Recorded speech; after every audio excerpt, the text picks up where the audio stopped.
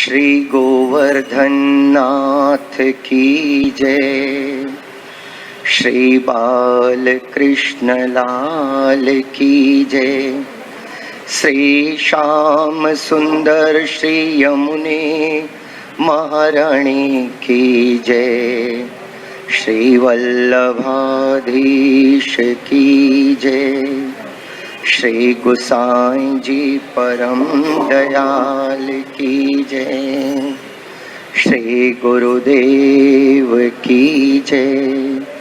सर्व ब्रज भक्तन की जय। श्री हरिदास वर्य श्री गिरिराज गोवर्धन नाथ की जय।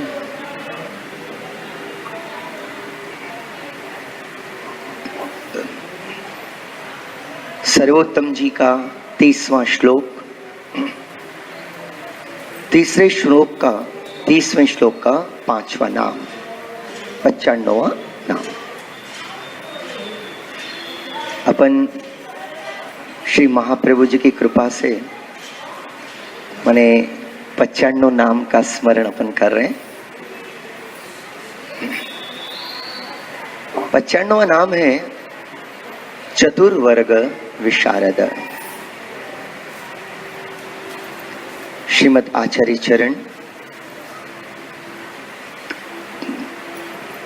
का कैसा दिव्य स्वरूप है कि आप चारों प्रकार के पुरुषार्थ में निष्णात हैं, प्रवीण हैं। कि वैष्णव का सबसे अधिक हित किसमें हो, और ऐसे पुरुषार्थ का चिंतन श्रीमद आचार्य चरण ने कियो। वस्तुतः देखा जाए तो पुरुषार्थ तो वैसे एक ही है कि समस्त प्रकार के दुखों की निवृत्ति और सर्व प्रकार के सुखों की प्राप्ति, यही पुरुषार्थ है। और इसको अपन ने पिछले अपनी वार्ता प्रसंग में देखो तो कि कैसे ये पुरुषार्थ के अंतर्गत धर्म, अर्थ, काम और मोक्ष शास्त्रों ने प्रकट किया है, वेद मार्ग ने प्रकट किया, स्मृतियों में है, पुराणों में है। इन सब का चिंतन मनन कर मंथन करके श्रीमद आचार्य चरण ने जो अपने को वैष्णवन के लिए जो पुरुषार्थ बताए, वो सबसे बहुत ही अलौकिक, बहुत ही महत्वपूर्ण है।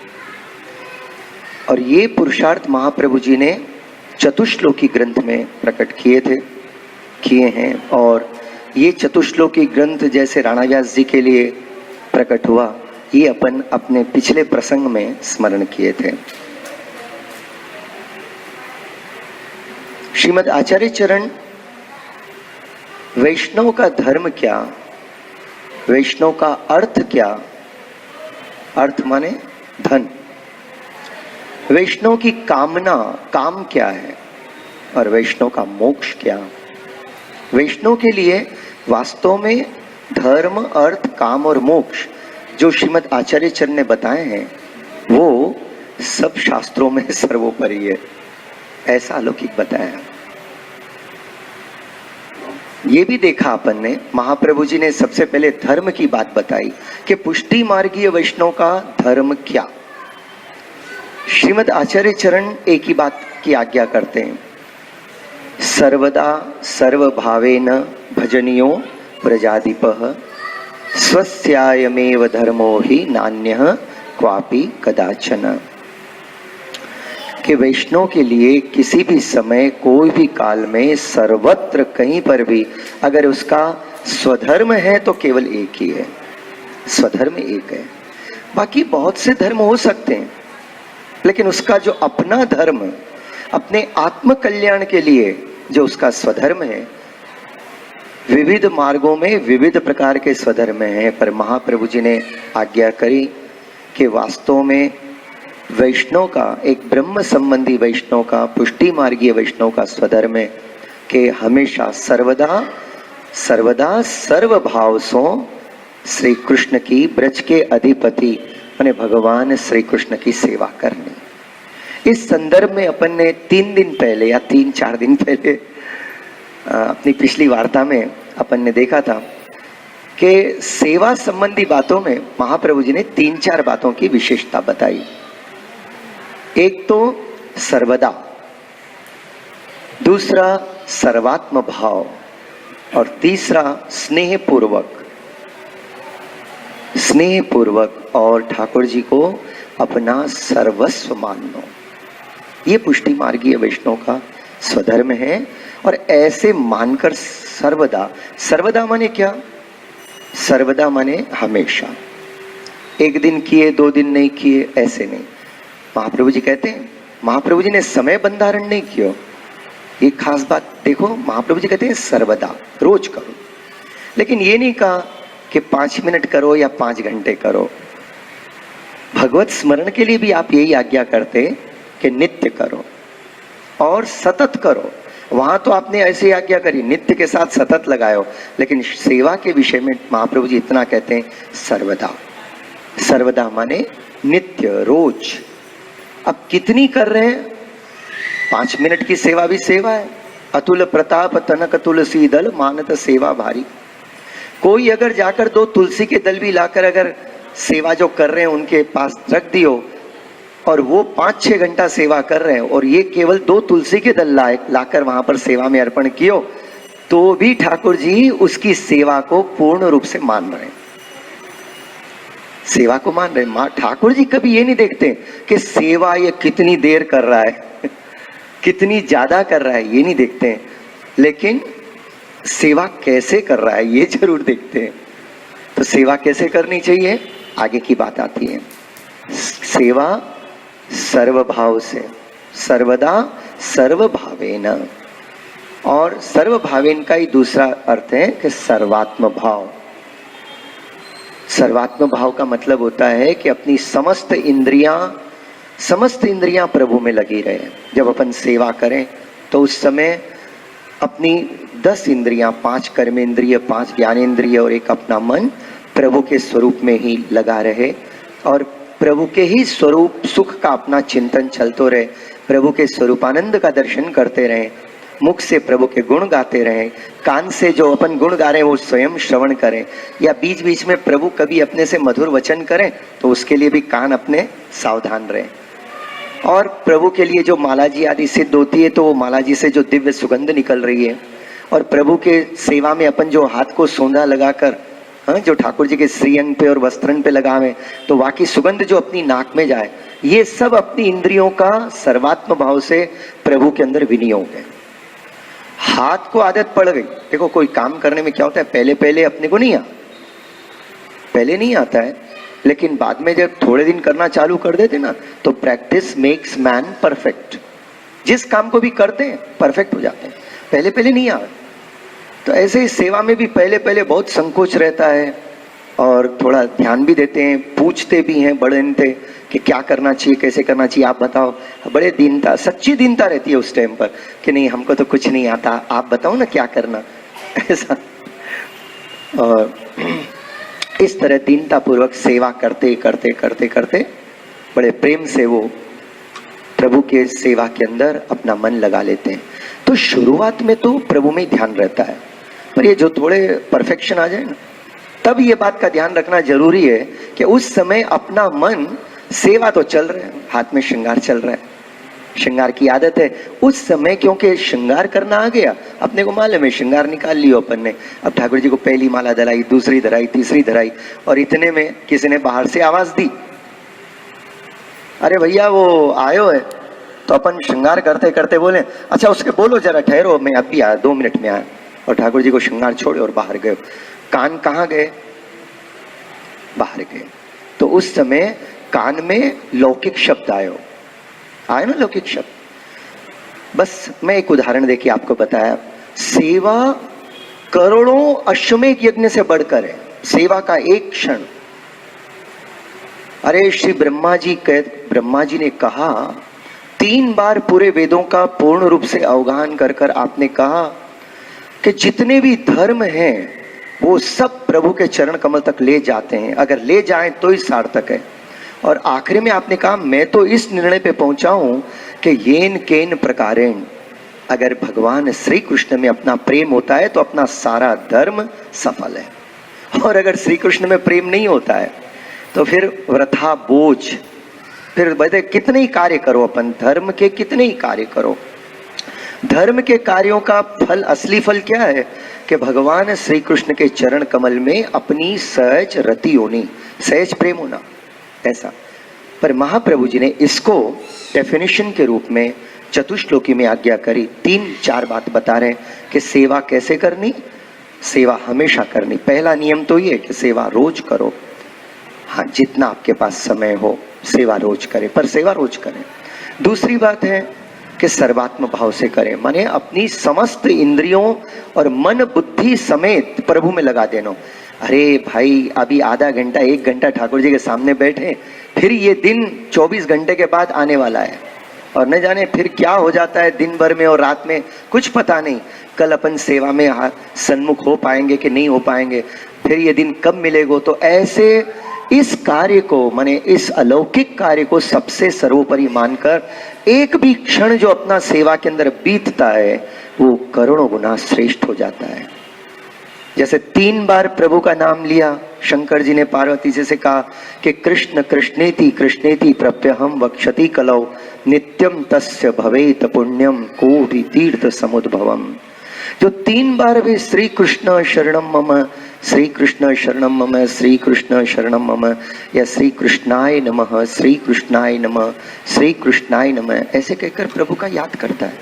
3 बार जो प्रभु का नाम ले तो उसको भूमंडल पर जितने तीर्थ है ना, उनमें विधिवत स्नान करने को पुण्य, रोज जितने भी तीर्थ हैं, अगर आप ऐसे तीर्थों में स्नान करने जाओ, एक नियम बना लोगे कि मुझे तो जितने तीर्थ है सब में जाना है, जाओगे तो कम से कम 2-3 साल लगेंगे, बहुत नियम है तीर्थों के।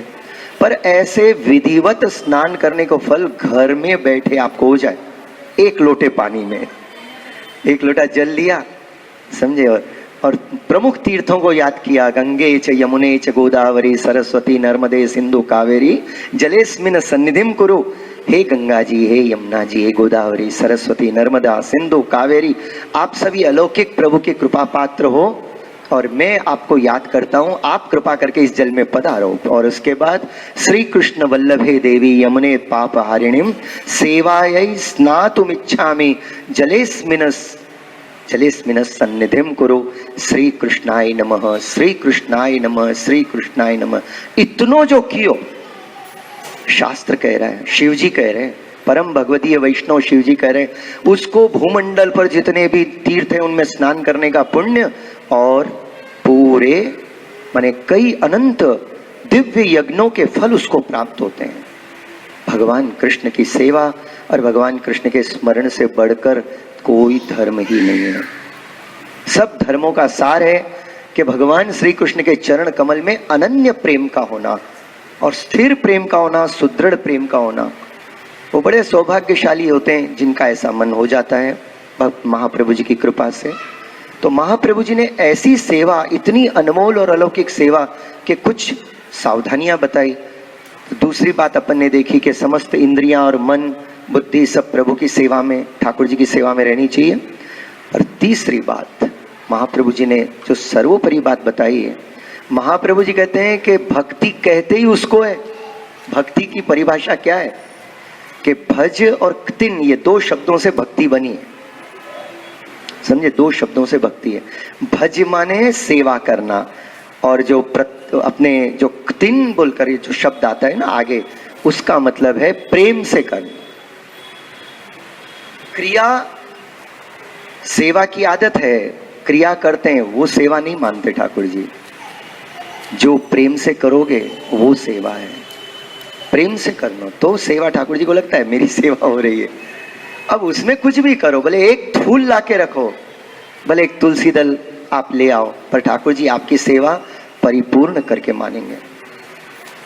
परंतु बिना प्रेम के अगर अपन ने ऐसो ही ठाकुर जी के कछु सेवा को कार्य कर दियो, ठीक है, उत्तम कार्य किया, उसका गणना उत्तम कार्य में होगी, लेकिन सेवा के कार्य में तो तब होगी जब अपन सेवा करते करते भाव विभोर हो जाए, प्रभु के स्वरूप में अपना मन तन में हो जाए। यहाँ मैं एक प्रसंग आपको बताऊं कि सेवा प्रेम से कैसे की जाती है, कैसे प्रभु में दीनता रखी जाती है। एक वैष्णव है, विरक्त वैष्णव, दक्षिण के, उष्ण काल के दिन, और उनके मन में आया कि देखो गोसाई जी के यहाँ तो ठाकुर जी की सेवा कितने आनंद से, कितनी सुंदरता से होती है। प्रभु गोसाई जी की कृपा से मेरे यहाँ विराज रहे, पर मैं तो प्रभु की सेवा में कुछ उनको सुख दे ही नहीं सकता। कोई प्रकार के उष्णोपचार, ठाकुर जी को मैं शीतोपचार की सेवा नहीं कर सकता इस उष्ण काल के अंदर। कभी ऐसा एक दो चार बार उनको बहुत विरह हुआ। तो एक दिन क्या हुआ, वो जब जा रहे थे तो उनको एक गुलाब का फूल, माने गुलाब के फूल का एक बगीचा, उसमें से एक गुलाब का फूल पे उनकी नजर गई। देखा वहां माली खड़ा है, तो उस माली को हाथ जोड़ा, जोड़ के कहा कि भैया एक मेरी विनती है कि तुम ये मेरा गमछा ये ले लो, मुझे वो बस एक फूल दे दो, वो एक फूल। तो उसने कहा नहीं कोई बात नहीं है, वो जानता था अपने गांव के हैं, बड़े अच्छे हैं। तो उसने कहा नहीं ऐसी कोई बात नहीं, आप ले लो ना फूल, ऐसे ही ले लो। बोले नहीं ऐसे तो नहीं ले सकता, मैं ऐसे नहीं लूंगा, आप कृपा करके ये गमछा ले लो, लेके, क्योंकि बगीचा आपका ही है, अगर आपको और किसी से पूछने जाना होता तो फिर मैं आपको भी नहीं बोलता है ले लो, पर क्योंकि बगीचा आपका है इसलिए आपसे मैं विनती करता हूँ, और ऐसे में नहीं लूंगा क्योंकि मुझे कुछ विशेष काम के लिए चाहिए और बिना इसकी कीमत चुकाए मैं नहीं लूंगा। वैष्णव याद रखियो, अपने ठाकुर जी की सेवा में किसी से फोगट में कोई चीज नहीं लेनी, लेनी ही नहीं, वो अपनी सेवा नहीं है। तो ये जो अपने लोक व्यवहारवत जो आदान प्रदान होते हैं ना, ये ऐसे कभी अपने पुष्टि मार्गीय सेवा के प्रकार में ये सब नहीं होता है। और ठाकुर जी कभी अपेक्षा भी नहीं करते कि अपन कहीं से लेकर, किसी के पास से लेकर ठाकुर जी को ले जाके कोई अर्पण करें। हाँ, अपनी जैसी सामर्थ्य वैसे। तो उन्होंने क्या किया कि वो फूल उनको लेकर आए और बड़ी प्रसन्नता से, कि आज उनके मन में ऐसा आनंद है कि मैं ठाकुर जी की सेवा करूं, आज शीतोपचार सेवा करूं। जैसे अपन ये करते ना, फव्वारा हो, फव्वारे में गुलाब जल डालें, उसकी सुगंध आवे, और गुलाब जल के छिड़काव करते हैं, खस के बंगला आते हैं। तो इनके पास ये सब तो नहीं था, तो इन्होंने इतना ही विचार किया कि मैं ठाकुर जी की सेवा में आज गुलाब की सुगंध और शीतोपचार रूप से ठाकुर जी को सुख, मैं ऐसे कुछ सेवा में ऐसो करूं। तो उन्होंने, उनके पास एक पात्र था, उस पात्र में थोड़ा जल पधराया, जल पधरा के वो गुलाब उसमें डाल दिया और बैठे, अब ठाकुर जी को देख रहे हैं और विचार कर रहे हैं। ये भी कोई शीतोपचार सेवा हुई कि एक फूल मैंने पधरायो, और कहते हैं प्रभु मैं आपको क्या करके आपको रिझाऊं, कैसे आपको प्रेम से आपके शीतोपचार सेवा करूं। देखो ना वहाँ गोसाई जी तो आपको कितने गुलाब जल के सुंदर छिड़काव करते हैं, और मैं तो कर ही नहीं सकूं कछु। ये कहते जाएं और उनके नेत्रन में से अश्रु गिरते जाएं, और वो अश्रु उस पात्र में गिरे, क्योंकि वो तो ठाकुर जी के दर्शन कर रहे हैं, उनको तो ये बात को ध्यान भी नहीं है, उनको तो इस बात को ध्यान नहीं है कि ये क्या हुआ। तो अश्रु बिंदु उसमें गिरे। अब हुआ क्या, यहाँ तो ये अपनी सेवा सहज प्रकार से प्रेम से कर रहे हैं, प्रभु को याद करते कर रहे हैं, इनको और दूसरी कोई बात याद ही नहीं आ रही है, उसी हिसाब से कर रहे थे। और वही समय जतिपुरा में श्री गोसाई जी सेवा में आते, वहां भी शीतोपचार सेवा हो रही। तो गोसाई जी ने जब माला धराई तो श्रीनाथ जी ने गोसाई जी का हाथ पकड़ लिया और हाथ पकड़ के कहते काका जी आज आपको एक बात बताऊं। तो श्रीजी बाबा कहने लगे कि वो जो आपका एक वैष्णव है ना, दक्षिण में रहता है, नाम हम सब बता दिए प्रभु ने बताया कि वो आपका वैष्णव काका जी, उसके यहाँ जो मैंने गुलाब जल का आनंद लिया, वो जो मेरे को गुलाब जल की अंगीकार करायो, ऐसो गुलाब जल की अलौकिकता तो मैंने यहाँ भी नहीं देखी। ये बात कही। गोसाई जी बहुत प्रसन्न होते हैं। गोसाई जी ने क्या किया, एक पत्र लिखा ब्रजवासी को, देखकर एक पत्र लिखकर एक ब्रजवासी के द्वारा वो पत्र भेजा उन वैष्णव के पास कि तू जाकर इनको पत्र दे आ। तो ये तो विरक्त वैष्णव, वैरागी वैष्णव तो, और बड़े प्रेम से प्रभु की सेवा करते, अहरनिश प्रभु को याद करते हैं, अहरनिश याद करते थे। और जब ये ब्रजवासी आए आकर उन्होंने वो पत्र दिया। तो बोले भैया गुसाई जी ने आपको याद किया है, आशीर्वाद भेजा है और ये पत्र आपके लिए पठायो। गुसाई जी का पत्र, बड़े प्रसन्नता से उन्हें पत्र को माथे पर चढ़ाया, हृदय से लगाया और उसके बाद पत्र खोला। पत्र खोलने के बाद जब गुसाई जी के आशीर्वचन देखे और गुसाई जी जब कहने लगे कि वैष्णव तुमने जो फला दिन ठाकुर जी को गुलाब माने शीतोपचार सेवा के रूप में गुलाब जल की जो सेवा करी थी वो ठाकुर जी ने बड़े प्रेम से अंगीकार करी। वैष्णव याद रखियो कि आप जो अपने घर में सेवा करते हैं, जो भी सेवा करते हैं, स्वरूप भले कोई भी विरासता हो, पर सेवा सबके अधिनायक मूल स्वरूप तो श्री निकुंज नायक श्रीनाथ जी हैं। सबकी सेवा श्रीजी बाबा अंगीकार करते हैं, वो वहां विराजमान है। वहां भी हजारों भक्त रोज आपकी सेवा में जाते हैं और करोड़ों भक्त पूरे विश्व में श्रीजी बाबा के अपने अपने स्वरूप में पुष्टि की सेवा करते हैं, पर वो सारी सेवा का ग्रहण श्रीजी बाबा करते हैं। बस इतना सा होना है, उसमें प्रेम होना चाहिए। सेवा क्रियात्मक नहीं, सेवा दिखावे की नहीं, सेवा किसी को जताने के लिए नहीं, सेवा किसी को प्रकट करने के लिए नहीं। तस्य सेवाम प्रकुर्वीतम यावत जीवम स्वधर्मता। आज हरिराय चरण महाप्रभु जी कहते हैं सेवा अपना स्वधर्म मानकर करो। सेवा तो अपनो स्वधर्म है, ये अपन किसी और के लिए थोड़ी करते हैं।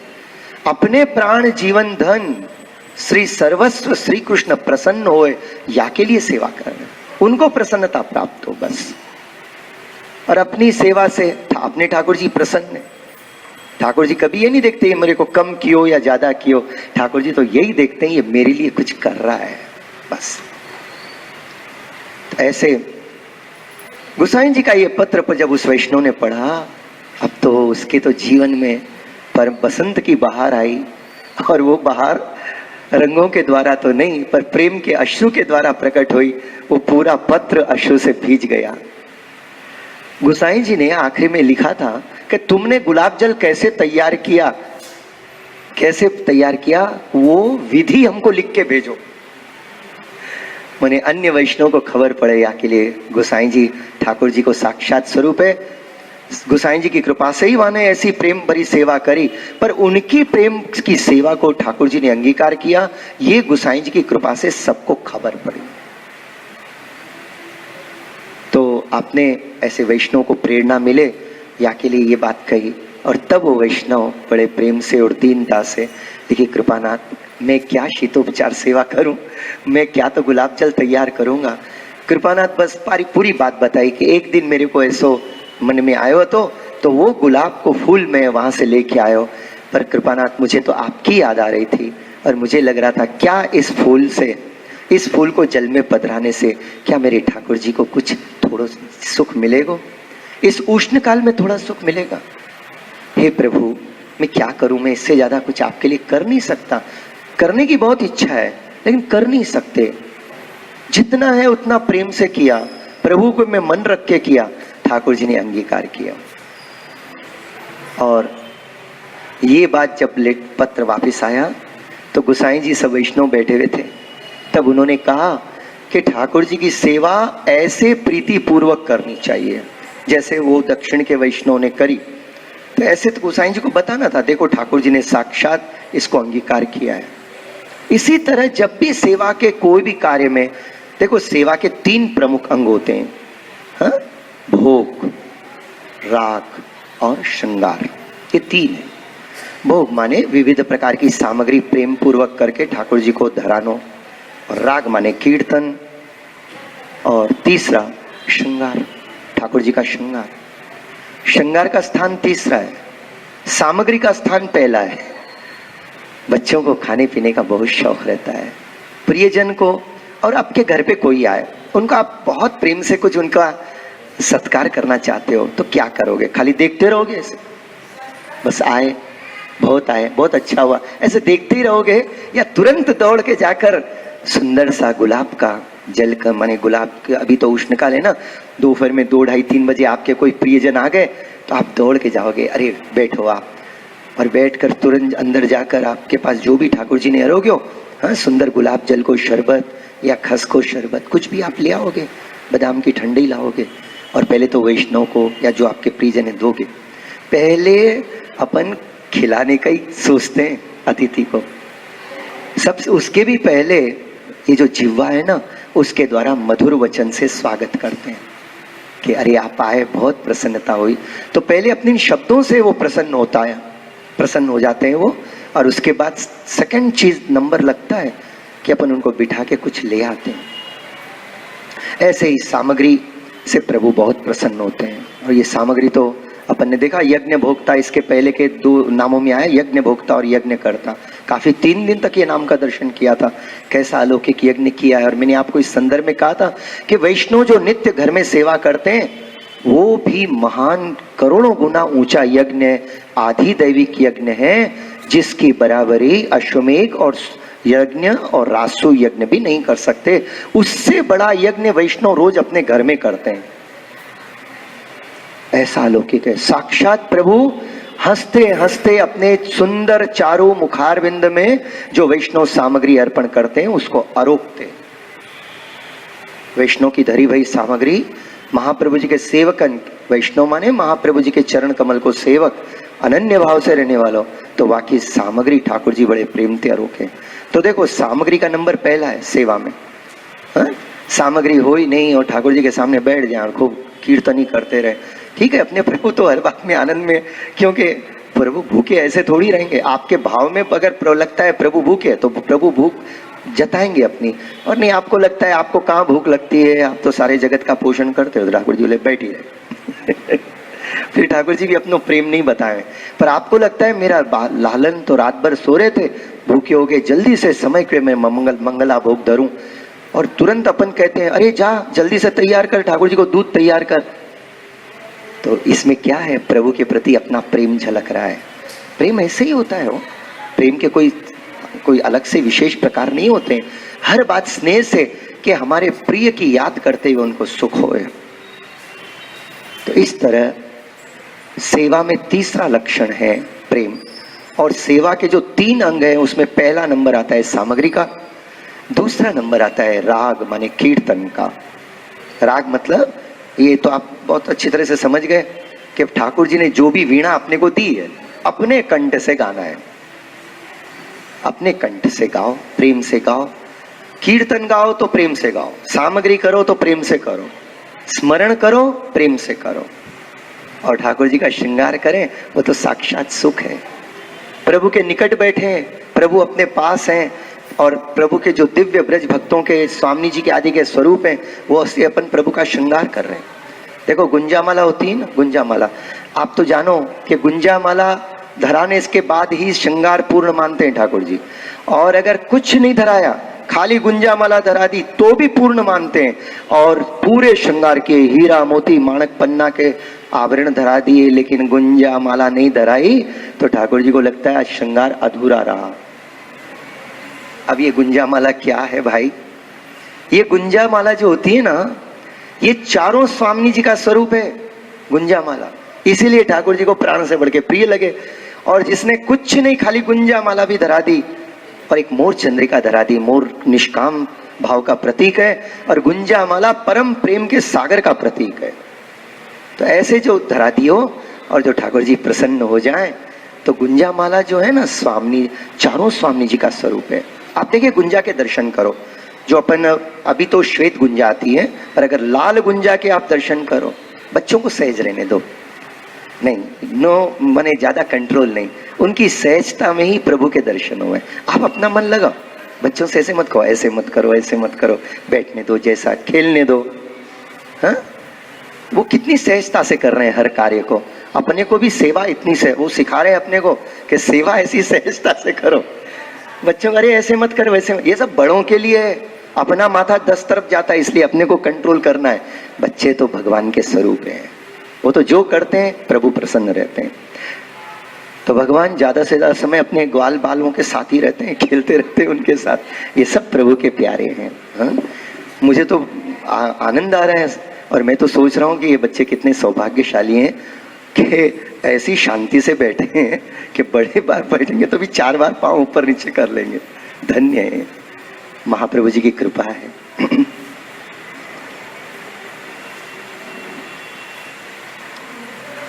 भोग, राग और श्रृंगार, ये तीनों भी अपने को परम प्रेम से और अपने पर प्रभु की कृपा है ऐसे मान के करना है।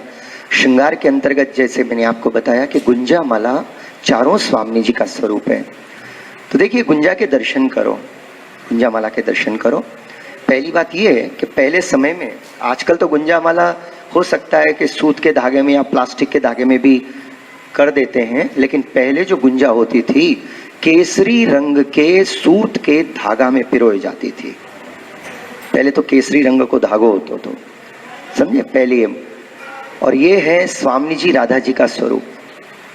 चारों स्वामिनी जो स्वामी जी हैं सर्वोपरि अपने राधा जी को मानती है, तो सब उन्हीं से जुड़ी रहती है और उन्हीं से ही प्रकट हुई है। तो दूसरा है, दूसरे जो चंद्रावली जी है ना, तो अब लाल अगर गुंजा के दर्शन करो तो आप ध्यान दो, नीचे 3/4 पोर्शन जो है लाल है और ऊपर इतनी टिप की सफेद की है, उसके अंदर भी काली 1-2 ड्रॉप है कि नहीं? है ना, गुंजा दर्शन हो रही है ना आपको। और ये गुंजाएं जो हैं वो केसरी धागे के अंदर पुरोई गई है। अब चारों स्वामी जी कैसे आई कि मैंने कहा केसरी धागा जो है वो तो स्वामी जी का स्वरूप है, और जो ऊपर श्याम रंग के जो 2 बिंदु है वो यमुना जी का स्वरूप है। यमुना जी अब कहीं पर 1 बिंदु है, कहीं 2 बिंदु है, हाँ, पर ऊपर श्याम टिपकी रहती है, वो यमुना जी का स्वरूप, यमुना जी के भाव से। अपने तो यहाँ सब भाव भावात्मक है और जिनको याद करो प्रकट हो जाए। तीसरा आता है श्वेत, वो चंद्रावली जी का स्वरूप है। अब जो चौथा लाल है ना, वो है कुमारिका की अधिपति राधा सहचरी, जो बाल स्वरूप में कुमारिका के संग रहती है, 5 साल की। ये चारों स्वामिनियों से आवेष्टित होते हैं, इसलिए गुंजा माला धरा दी, ठाकुर जी प्रसन्न हो जाते हैं। ठाकुर जी के परम प्रिय, प्राण प्रिय चारों स्वामी जी प्रभु की सेवा में आ गई। सेवा कितनी पूर्ण हो गई अपनी गुंजा माला धराते। तो ऐसे पर अपने यहाँ तो देखो श्रृंगार का, मालाओं का क्या विविध क्रम डेवलप हुआ है। कहते हैं वर्ल्ड में ऐसा कहीं नहीं है, इतनी सुंदरता, इतनी कलात्मकता हर बात में। तो कभी कभी क्या होता है, ये जो कलात्मकता है बहुत अच्छी है, पर इसका प्राण क्या है मालूम है? हमारे प्रभु को सुख होए। पर अगर ये बात अंदर से निकल जाए और फिर वो कला का प्रदर्शन होने लग जाता है, ठीक है, फिर वो उसकी अलग वैल्यू हो जाती है। लेकिन अपनी कला किसके लिए है? सकल कला जो प्रभु सकल कला निधान है, उनको प्रसन्न करने के लिए अपनी कोई एक आध छोटी कला भी अपन अर्पण करते हैं तो प्रभु बड़े प्रसन्न हो जाते हैं, इसने मेरे लिए कियो।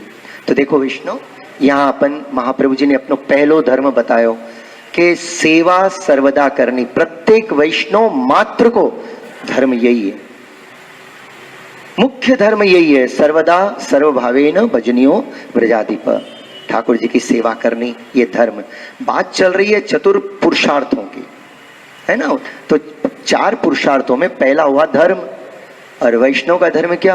प्रभु की सेवा करनी। अब सेवा कैसे करनी, उसके अंतर्गत देखा कि सर्वदा करनी, सर्वात्म भाव से करनी, स्नेह पूर्वक करनी, और प्रभु को अपना सर्वस्व मान के करनी। ये 4 बातें हमेशा याद रखियो सेवा में। लिख लेना बाद में, अभी नहीं है, बाद में लिखना, क्योंकि नहीं तो लिखते बैठोगे मैं आगे निकल जाऊंगा। अच्छा, दूसरी बात, तो ऐसी सेवा करने से हमको मिलेगा क्या? महाप्रभु जी कहते हैं ठाकुर जी ही अपने परम धन है। धर्म ही ते पायो यह धन, धर्म ही ते पायो,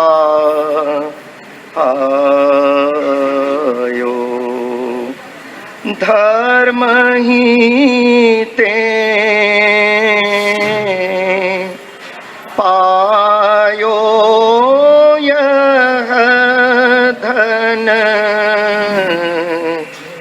धर्म ही ते पायो।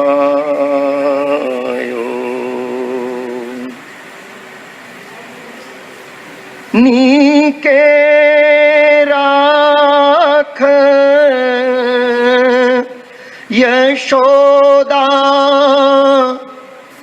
मैया नीके रहने दो, राख यशोदा मैया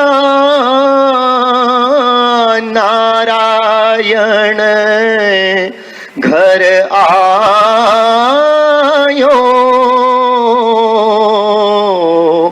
नारायण घर आयो। जाधन को मुनि जप तप खोजत, बात धन की चल रही है, दूसरे पुरुषार्थ की है ना। दूसरा पुरुषार्थ महाप्रभु जी कहते हैं अपने तो प्रभु ही अपनो धन है, सेवा कर कर यही धन की प्राप्ति करनी है, जिसकी कोई कीमत नहीं है, अनमोल है, जिसकी लक्ष्मी जी सहस्त्रों स्वरूप धारण कर कर अहर्निश सेवा में लगी रहती है, उससे बड़ा धन और क्या हो सकता है। जाधन को मुनि जप तप खोजत, वेद हूँ पार न पायो, सो धन धर्यो क्षीर सागर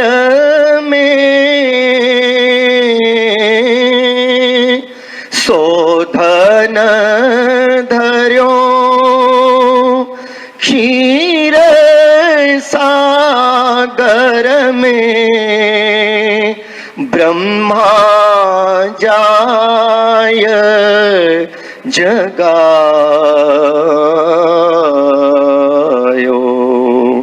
यह धन धर्म ही ते पायो, धर्म ही ते पायो। जाधन ते गोकुल सुख लहियत, सगरे काज संवारे,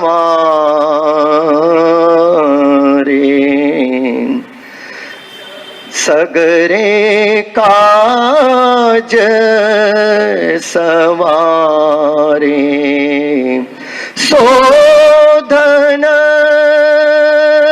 बार बार परमानंद,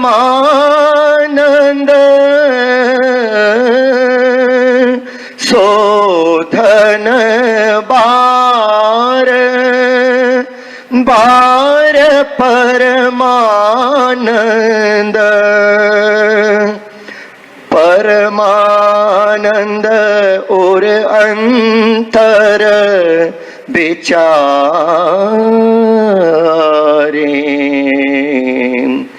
और अंतर परमानंद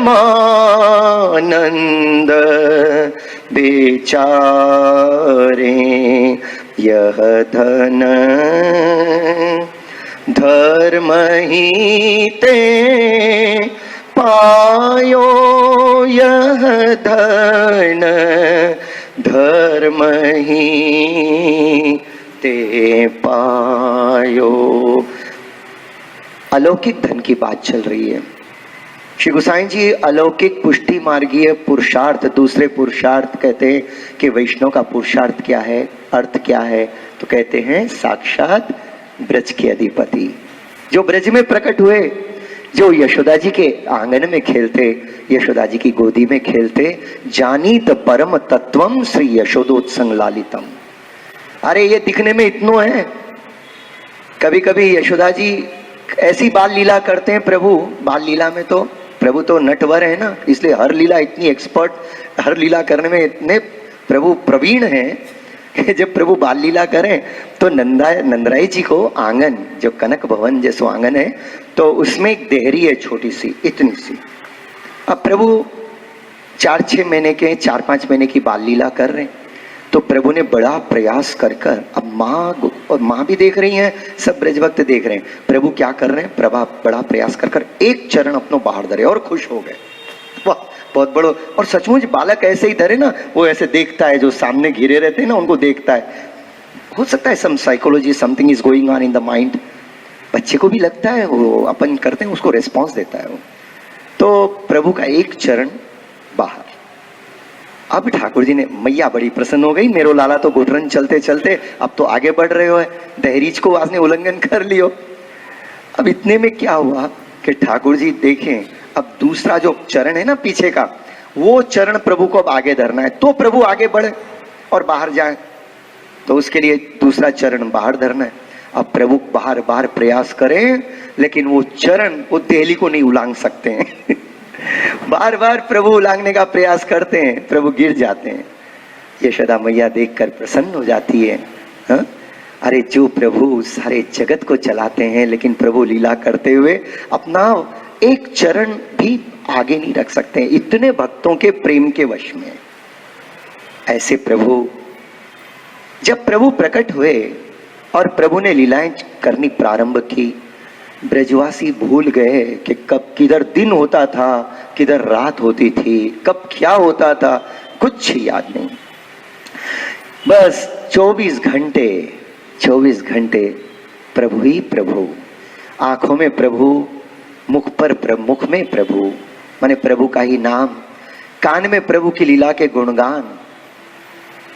कृष्ण नाम जब ते सुन्यो, मेरी आली भूली भवन हो तो बावरी भईरी। उनका नाम सुनने से सब अपना घर बार भूल जाते थे और प्रभु की याद में डूबे रहते थे। कब दिन आया, कब रात आई, पता ही नहीं। 24 घंटे प्रभु के ध्यान में ऐसा मन लगा हुआ है। इसीलिए तो भगवान ने पहचान दी। उद्धव जी से कहा, उद्धव जब ब्रज में जाओ, तो कहा प्रभु किन से मिलूं खास?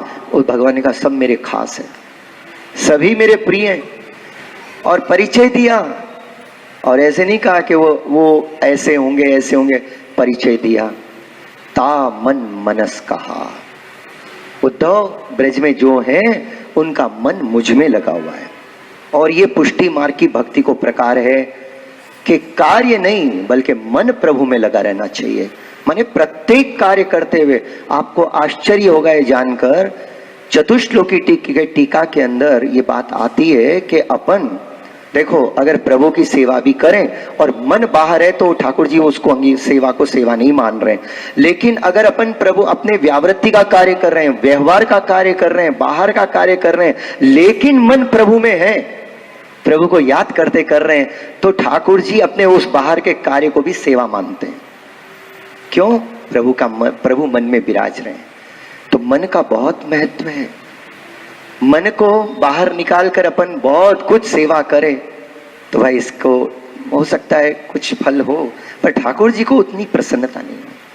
इसीलिए तो प्रभु कहते हैं, कितनी बार कहा, प्रभु कहते हैं मय्येव मन आदत स्व मयि बुद्धिम निवेशया। अरे तुम्हारा मन और बुद्धि मुझ में लगाओ। भगवान ने नहीं कहा तन मुझ में लगाओ। अरे जब गोपीजनों ने पूछा, आप हमारे प्राण जीवन सर्वस्व हो, इतना हम आपसे प्रेम करती थी, हाँ, और आप हमको छोड़ के चले गए। अरे ये प्रेमी कोई ऐसे करें क्या?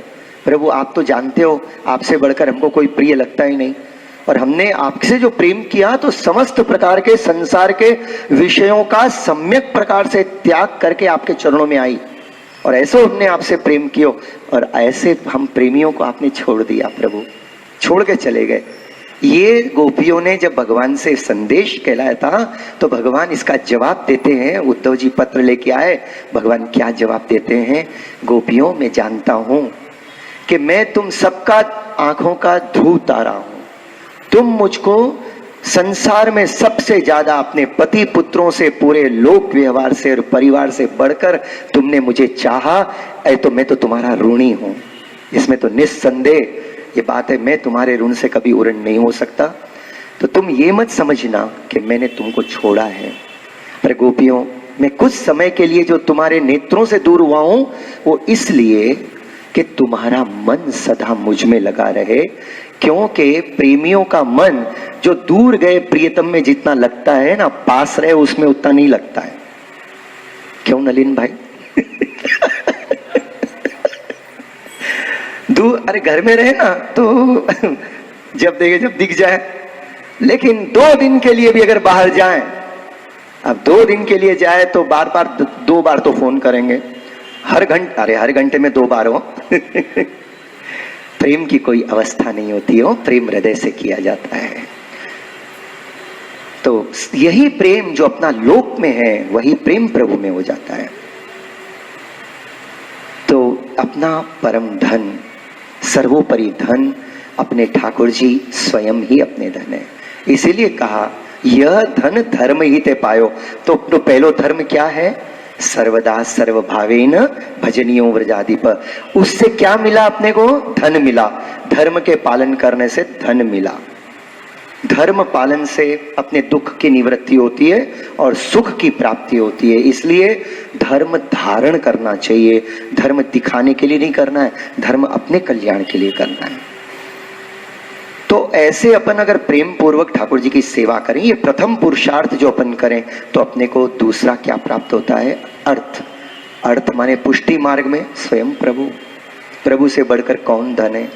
अगर अपन धन लक्ष्मी जी का कोई अंश को अपन धन मानते हैं, तो आप देखिए जब भगवान ब्रज में प्रकट हुए तो गोपी गीत के पहले ही श्लोक में गोपीजन कह रही हैं कि प्रभु वो जो वैकुंठ में रहने वाली इंदिरा वैकुंठ का त्याग कर कर सदा के लिए ब्रज में आ गई।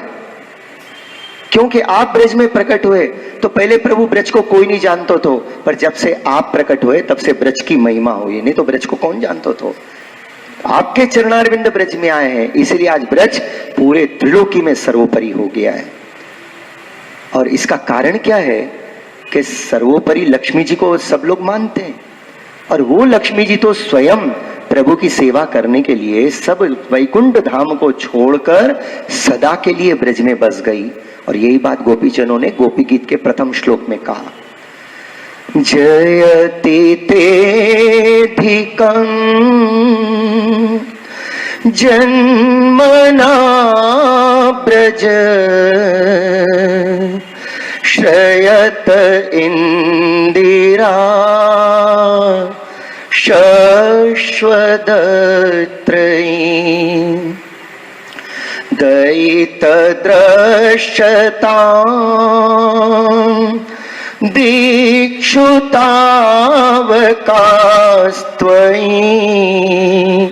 धृतासवस्त्वां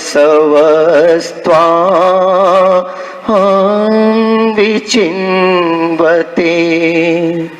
जयति तेऽधिकं जन्मना व्रज श्रयत इंदिरा शश्वदत्रयी। श्रयत इंदिरा, शश्वदत्रयी माने शाश्वत रूप से यहीं पर विराज गई जहां प्रकट हुए। श्रयत इंदिरा, इंदिरा माने लक्ष्मी नित्य लीला धाम से यहां आ गई है, वैकुंठ धाम से आई। ऐसे लक्ष्मी जी जिसको जगत बड़ा धन मानता है, और वो तो लक्ष्मी जी की कृपा कटाक्ष से जगत के जितने भी धनिक हैं उनके पास ये है, पर वो स्वयं उनकी जो आदि दैविक मूल स्वरूप है जिसको अपन सुलक्ष्मी कहते हैं, वो तो स्वयं अनंत स्वरूप लेकर सदा प्रभु की सेवा करते हुए अपने आप को प्रसन्न मानती है। तो ऐसे में लौकिक धन का क्या महत्व सेवा के सामने। इसीलिए महाप्रभु जी ने सुबोध जी में कहा कि जो प्रभु स्वयं कौस्तुभ मणि धारण करते हैं, उनको हमारे पास कौन सा ऐसा आभूषण है जो हम ठाकुर जी को धराकर प्रभु को प्रसन्न कर पाएंगे। जो प्रभु गरुड़ासन पे विराजते हैं, उन प्रभु को हमारे पास कौन सा गरुड़ासन से उत्तम आसन है जो हम प्रभु की सेवा में अर्पण कर सकेंगे। ये लेकिन ये तो प्रभु की महाकारुणिकता है कि प्रभु भक्त जो भी अर्पण करे उसको अपने परम प्रेम से सर माथे और सर्वस्व मानते, प्रभु बड़े प्रेम से उसको स्वीकार करते हैं। तो ये प्रभु की कृपा है। तो महाप्रभु जी कहते हैं ऐसे प्रभु जो अपना धर्म अपन पालन करते हैं तो उसका धन है, उसका फल जो धन वो अपने ठाकुर जी हैं। अर्थ अपने यहाँ प्रभु ही हैं। अब तीसरा, धर्म और अर्थ की प्राप्ति किस लिए करते हैं? भाई काम सुख के लिए। काम सुख माने देह के सुख, देह के सुख अपने जो है ना उनको काम कहा गया। काम माने विविध प्रकार की कामनाएं। धन किस लिए कमाएं? अगर धन कमा के खाली जमा ही करना और लोग लूट कर ले जाएं तो फिर सोचते क्या फायदा क्या।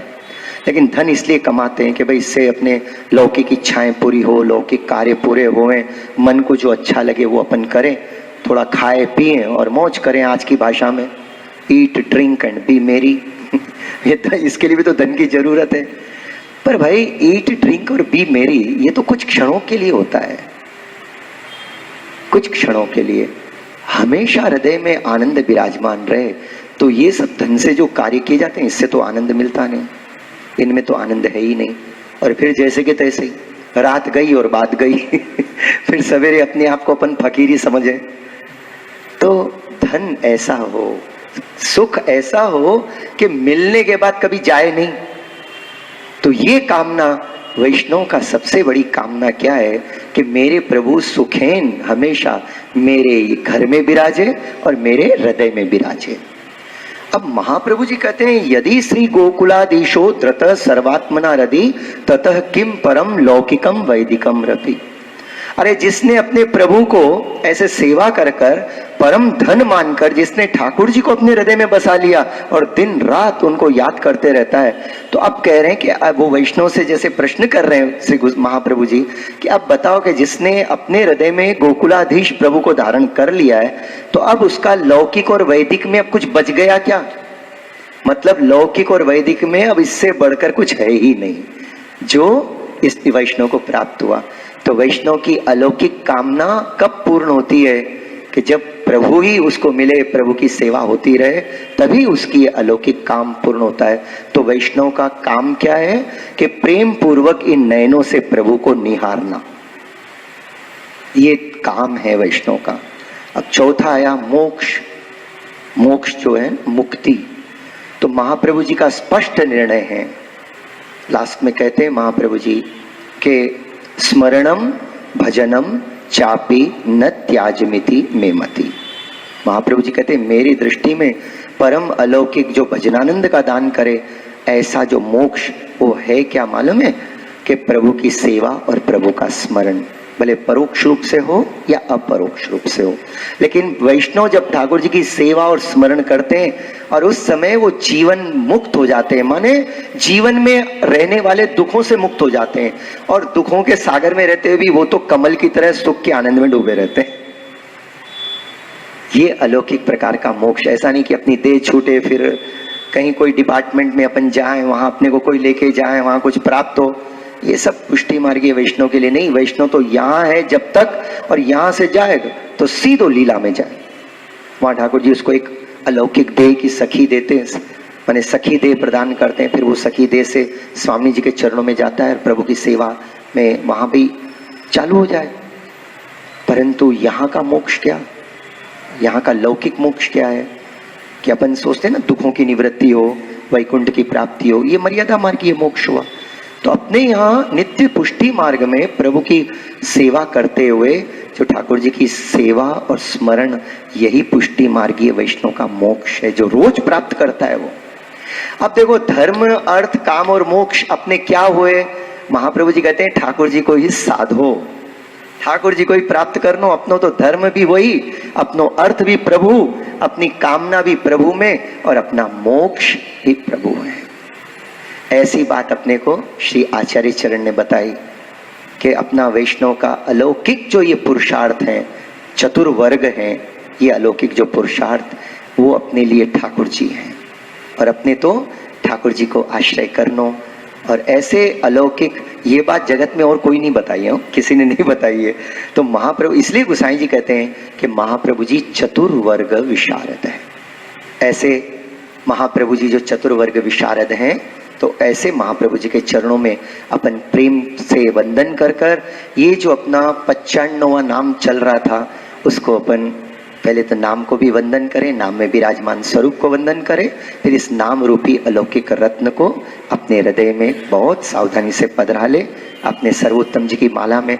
और अब आगे आता है अपना 96वां नाम। यज्ञ भोक्ता यज्ञ कर्ता चतुर्वर्ग विशारद सत्य प्रतिज्ञो त्रिगुणातीतो नैविशारद। 3 नाम और हैं 30वें श्लोक के दूसरे चरण में, और क्रम से आता है 96वां नाम। 96वां नाम क्या है? सत्य प्रतिज्ञ। तो इस नाम के द्वारा अपन महाप्रभु जी को इस नाम स्वरूप से वंदन करें। सत्य प्रतिज्ञाय नमः, प्रतिज्ञाय नमः, सत्य प्रतिज्ञाय नमः, सत्य प्रतिज्ञाय नमः। श्री गोसाई जी कहते हैं कि ये जो महाप्रभु जी का जो स्वरूप है ना, महाप्रभु जी सत्य प्रतिज्ञ हैं। जो भी आप प्रतिज्ञा करते हैं उसको पूरा करते हैं, सत्य प्रतिज्ञ उनको कहते हैं। तो महाप्रभु जी ऐसे जो महाप्रभु जी सत्य प्रतिज्ञ हैं, हम उनको आदर पूर्वक वंदन करते हैं। गोसाई जी महाराज खुद करते हैं और अपने को भी आज्ञा करते हैं कि सत्य प्रतिज्ञ श्री महाप्रभु जी को वंदन करो। ये जो सत्य है, ये सत्य भगवान का ही स्वरूप है। महाप्रभु जी अपन तो जानते हैं वस्तुतः कृष्ण एवं ही साक्षात श्री कृष्ण के स्वरूप है। तो महाप्रभु जी में तो सत्य विराज ही रहा है, त्रिकाल में महाप्रभु जी में सत्य है। पर फिर भी महाप्रभु जी जब प्रकट होकर जो कुछ भी आपने कार्य किया, जो जो प्रतिज्ञाएं की, वो प्रतिज्ञाएं कैसे पूरी करी है तत्काल। तो गोसाई जी ने इन बातों को अपने को अवगत करायो और अपना ध्यान उस तरफ ले गए कि महाप्रभु जी ने जिसको जो प्रतिज्ञा की, उस प्रतिज्ञा को महाप्रभु जी भूतल पे आके आपने पूरा किया है। इस नाम में ये दर्शन होता है। तो महाप्रभु जी ने कब कब अपनी प्रतिज्ञा को, महाप्रभु जी तो हमेशा ही कियो, फिर भी 2-3 बातों का अपन स्मरण करते हैं। सबसे पहली प्रतिज्ञा महाप्रभु जी ने नित्य लीला में की ना, युगल स्वरूप के सामने, कि युगल स्वरूप जब दैवी जीवों के उद्धार के लिए प्रयास कर रहे हैं, चिंतित हो रहे हैं, उस समय महाप्रभु जी वहां पर कहते हैं हाथ जोड़कर युगल स्वरूप से, स्वामी जी से, ठाकुर जी से, कि मैं आपकी आज्ञा हो तो मैं भूतल पर जाऊं और जो दैवी जीव यहाँ से बिछड़े हैं उनको मैं यहाँ पर लाने का प्रयास करता हूँ, आपकी कृपा से ये मैं करूं। तो ये प्रतिज्ञा ठाकुर जी के सामने की, महाप्रभु जी ने की। ठाकुर जी बड़े प्रसन्न हुए और महाप्रभु जी से आज्ञा दी, महाप्रभु जी आप भूतल पे पधारे। दैवी जीवोद्धार प्रयत्नात्मा, ये नाम अपन ने पहले ही स्मरण किया है। दैवी जीवों के उद्धार के लिए महाप्रभु जी भूतल पे पधारे। अब जब बड़े आते हैं ना, तो एक पंथ में 2-4 कार्य हो जाते हैं। तो ऐसे महाप्रभु जी 2-3 प्रमुख उद्देश्य हैं अपने स्वरूप में, अपने लीला समय में महाप्रभु जी ने पूर्ण किया है। लेकिन प्रथम बात थी दैवी जीवों का उद्धार, दूसरा है श्री भागवत जी के गूढ़ अर्थों का प्रकाश करना, तीसरा है ठाकुर जी के सेवा के स्वरूप को प्रकट करना।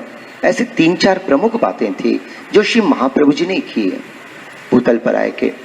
तो आपने जो प्रतिज्ञा की वहां दैवी युगल स्वरूप के सामने कि मैं दैवी जीवों का उद्धार करूंगा, तो अब अगर महाप्रभु जी अब जो भूतल पे आने के बाद आप अगर महाप्रभु जी का जीवन देखो, तो महाप्रभु जी ने कभी विश्राम नहीं किया। महाप्रभु जी ने दैवी जीवों के उद्धार की चिंता करते करते या कार्य करते हुए सतत लगे रहे। 52 वर्ष महाप्रभु जी भूतल पे विराजे। एक दिन भी महाप्रभु जी ने ऐसा नहीं चलो हो गया सब काम, रिलैक्स्ड, अरे अभी पधारेंगे, माने श्रीमद आचार्य चरण मान लो अभी पधारेंगे लीला में, उसके भी थोड़ी देर पहले आपने आखिरी में भी गोपीनाथ जी और श्री विठलनाथ जी गोसाई जी विराज रहे वहां पर, वैष्णव विराज रहे, और आखिरी में भी जब उन्होंने पूछा कि हमारा कर्तव्य क्या है, तो आखिरी में भी महाप्रभु जी ने उनको 3.5 श्लोक का शिक्षा श्लोकी ग्रंथ प्रदान किया। यदा बहिर्मुखा योयम भविष्यत तदा देह काल प्रवास्ता देह चित्ता दयोप्युत सर्वता भक्षयिष्यन्ते युष्मानितिर्मतिर्मम। कभी भी ठाकुर जी को पीठ मत देना, प्रभु से बहिर्मुख मत होना, नहीं तो तुम्हारी देह ठाकुर जी के चरण कमल की रज से भी बनी हुई है, इतनी अलौकिक है, पर अगर तुमने प्रभु में से मन निकाला और जगत में मन लगा दिया प्रभु से ज्यादा, तो फिर ये जो काल है ना बहुत प्रबल है, फिर भी ये काल बहुत प्रबल है। फिर तो तुम्हारे देह चित्त इंद्रियों का भक्षण कर जाएगा और फिर तुमको बिना सेवा की आनंद आने लग जाएगा। सेवा नहीं, सत्संग नहीं, खूब आनंद आवे। ये बहिर्मुखता की स्थिति है, कोई बहुत ग्रेट स्थिति नहीं है। वो दुकान पे बैठे रहना, 24 घंटे व्यापार करना, उसी में डूबे रहना, उसी की चिंता करना, करनी पड़ती है भाई, सब करते हैं, अब मैं भी करता हूँ। नहीं, थोड़ा समय ऐसे निकाल लो कि अलौकिक में जब अपने कोई भी वल्लभ कुल आदि पधारे तो थोड़ा लाभ लेना चाहिए अपने को। फिर सत्संग है किसके लिए? अपने लिए तो ही है, अपने हृदय को ठाकुर जी में रस से डुबाने के लिए। चाशनी है सत्संग, जलेबी तो है, जलेबी आप हो, लेकिन रस कब आएगा? जब सत्संग में डूबो। ऐसे जलेबियां निकाल के रख दो तो किसी को रस नहीं आएगा, रुचि नहीं आएगी, लेकिन वो जब रस चाशनी में जावे ना तब रस आवे। तो सत्संग ये अलौकिक भगवत रस की चाशनी है। अब इसके निकट नहीं आओगे तो हृदय में रस नहीं आएगा। और ऐसी जरूरी नहीं है कि उसके लिए यहीं आना जरूरी है। आप घर में अपने परिवार के साथ बैठो, 2-4 जने हो, बैठो, कोई भी एक प्रसंग लो, स्मरण करो प्रेम से, थोड़ा भगवत नाम लो, अष्टाक्षर लो, आश्रय का पद करो, हो गया सत्संग। सत्संग का मतलब है बस ठाकुर जी को याद करना निष्काम भाव से। इस तरह घर में जो बैठ के अपन करते हैं ना, वो सच्चा सत्संग है, सर्वोपरि सत्संग है, सर्वश्रेष्ठ सत्संग है कि जो अपन घर में करें। बस वहां तो किसी को किसी से कुछ लेना देना नहीं, खाली भगवान ठाकुर जी की बातें प्रेम से सुननी है, सुनाने वाले को सुनानी है, स्मरण करना है उसको, और सुनने वाले प्रेम से सुनकर स्मरण कर कर प्रसन्न हो बस। तो इस तरह गृह सत्संग ये वस्तुतः प्रत्येक वैष्णव के घर में नित्य होना चाहिए, तभी अपने वैष्णव जीवन की सफलता होएगी, निश्चित होएगी। तो श्रीमद आचार्य चरण कैसे अपनी प्रतिज्ञा ने पूरी की है, सत्य वचनी है कि आपने ठाकुर जी से कहा था कि मैं समस्त दैवी जीवों को उद्धार करूंगा, तो आप भूतल पे प्रकट होकर छोटी सी उम्र में आपने 18 साल तक 3 बार की भारत परिक्रमा में 18 साल बीते महाप्रभु जी के, और उसमें न घर में रहे महाप्रभु जी ने कोई कार्य नहीं किया। इवन विवाह के बाद तीसरी तुरंत भारत परिक्रमा पे निकल गए। आपने अपनो गृहस्थाश्रम भी प्रारंभ नहीं किया। महालक्ष्मी जी अकेले अपने पीहर में विराजती थी। आपने कहा कि मुझे तो देवी जीवों के उद्धार के लिए जाना है, और वो तो महालक्ष्मी जी को स्वरूप है, वो तो जानते ही हैं ठाकुर जी को, और आप साक्षात प्रभु के स्वरूप हैं। पर देखो कि ये स्वरूप में महाप्रभु जी ने अपने लिए कितना कितना किया है। पूरा जीवन का एक एक क्षण महाप्रभु जी ने देवी जीवों के उद्धार में लगाया। तो इसके लिए इतने ग्रंथ प्रकट किए और अहरनिश वचनामृत किया करते थे। ठाकुर जी की सेवा प्रकट की, सेवा की रीत बताई, और जो वैष्णव आते थे उनके साथ बैठकर उनके घर में 3 दिन रहकर उनको सेवा की रीत बताते थे। और भूतल पर आप 3-3 बार परिक्रमा कर कर जितने भी दैवी जीव आपके चरण में आए उन सबको उद्धार किया है महाप्रभु जी ने। ऐसे सत्य प्रतिज्ञा महाप्रभु जी के, जिनको भी जो महाप्रभु जी आशीर्वाद देते हैं वो आशीर्वाद महाप्रभु जी का पूर्ण सफल होता है। महाप्रभु जी ने काशी में जब विराजे थे तो उन्होंने भक्ति मार्गीय सन्यास क्या होता है वहां के सन्यासियों को और वहां के बड़े बड़े विद्वानों ने महाप्रभु जी से कहा कि आप हमेशा भक्ति मार्गीय सन्यास की बात करते हो, वो क्या होता है? तो ये प्रतिज्ञा की थी कि किसी दिन आपको बताऊंगा। तो वहां भी महाप्रभु जी ने देखो जाने के पहले संमत 1587 जेठ बद अष्टमी के दिन आपने सन्यास ग्रहण कर लियो, सब त्याग दियो, और त्याग कर सीधे महाप्रभु जी वहां भक्ति मार्गीय सन्यास बता रहे हैं कि भक्ति मार्गीय सन्यास क्या होता है कि उसके अंदर प्रभु का अहरनिश चिंतन, विप्रयोग धर्मी स्वरूप से प्रभु अपने हृदय में विराजते हैं, उनकी लीलाएं विराजती है और जगत का कोई अनुसंधान नहीं। श्रीमद आचार्य चरण ने जब ये सन्यास धारण किया तो भगवत आनंद के रसावेश महाप्रभु जी के रोम रोम से उच्छलित होने लगे।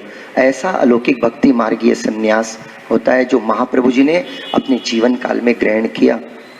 और वहां से श्री वल्लभ माने ग्रहण कर कर काशी आए, अड़ेल से काशी आ गए। पर काशी में हनुमान घाट पर आप विराजे, लगभग 38 दिन आप विराजे। 30 दिन तक आपने अनशन किया, कुछ ग्रहण नहीं किया, एक अन्न को दानो नहीं, जल की एक बूंद नहीं। और बाकी के जो 8 दिन थे आपने मौन रखा, क्योंकि ये 30 दिन में कोई आकर अगर आचार्य हैं तो आपसे कुछ पूछते थे तो आप हम बताते थे। तो ऐसे भक्ति मार्गीय संन्यास को बताने का आपने वचन दिया, उसको प्रकट किया, उसको सत्य किया। इसी तरह श्रीमद आचार्य चरण के जो सेवक जो आपसे विनती करते, आप अपने आशीर्वाद से उनकी बात माने उनका मनोरथ को पूरा करते। गोविंद कुंड के पास गिरिराज जी की कंदरा में अच्युत दास जी नाम के अपने 84 वैष्णव में से एक वैष्णव रहते हैं। और वो जब महाप्रभु जी के शरण में आए तो महाप्रभु जी से विनती की उन्होंने। महाप्रभु जी ने कहा अच्युत दास भगवत सेवा करो।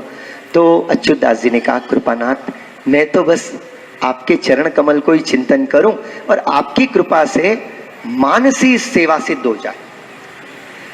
ये एक्सेप्शनल केस है, एक्सेप्शनल केस है। महाप्रभु जी नॉर्मली सबको यही बोलते हैं, कृष्ण की सेवा करो, कृष्ण सेवा सदा कार्या मानसी सा परामता।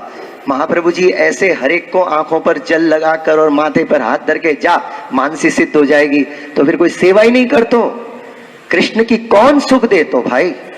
तो इसलिए महाप्रभु जी ने कहा नहीं, वैष्णव का प्रथम धर्म है कृष्ण सेवा सदा कार्या मानसी सा परामता, फल मानसी सा परामता है। पर ये अच्युत दास जी को प्रदान किया। अच्युत दास जी के माथे पर हाथ धरा और बोले ले अच्युत दास, तुझे मानसी सेवा सिद्ध हो गई। और ऐसे महाप्रभु जी के प्रमेय बल से आपके वचन सत्य वचन है। और गिरिराज जी की कंदरा में बैठकर पद माने अच्युत दास जी को श्री जी बाबा की पूरी लीलाओं के दर्शन होते कि श्री जी बाबा अंगीकार किस सामग्री को कैसे कर रहे हैं। और गोसाई जी रोज रात भोग धर के आते थे अच्युत दास जी के पास और पूछते कि ठाकुर जी को वो सामग्री कैसे लगी, आप कृपा करके बताओ। तो अच्युत दास जी कहते कि हाँ ठाकुर जी ये सामग्री प्रेम से रोगे। मतलब गिरिराज जी की कंदरा में बैठे बैठे प्रभु की पूरी लीलाओं का दर्शन करते। ये है मानसी। एक जगह करते नहीं, कल्पना नहीं करते थे, प्रभु दर्शन कराते थे। ऐसे आपने वचन, महाप्रभु जी सत्य वचनी है। महाप्रभु जी जिन जिन वैष्णव को जो आशीर्वाद देते हैं, यमुनाष्टक में जो आपने वचन करे हैं, ऐसे यमुनाष्टक के द्वारा अपने को अलौकिक सिद्धि की प्राप्ति होए। ऐसे सत्य वचन कहने वाले सत्य प्रतिज्ञ श्री महाप्रभु जी के चरणों में अपन वंदन कर कर इस नाम को वंदन करते हैं। ये 96वां नाम। श्री गोवर्धन नाथ की जय।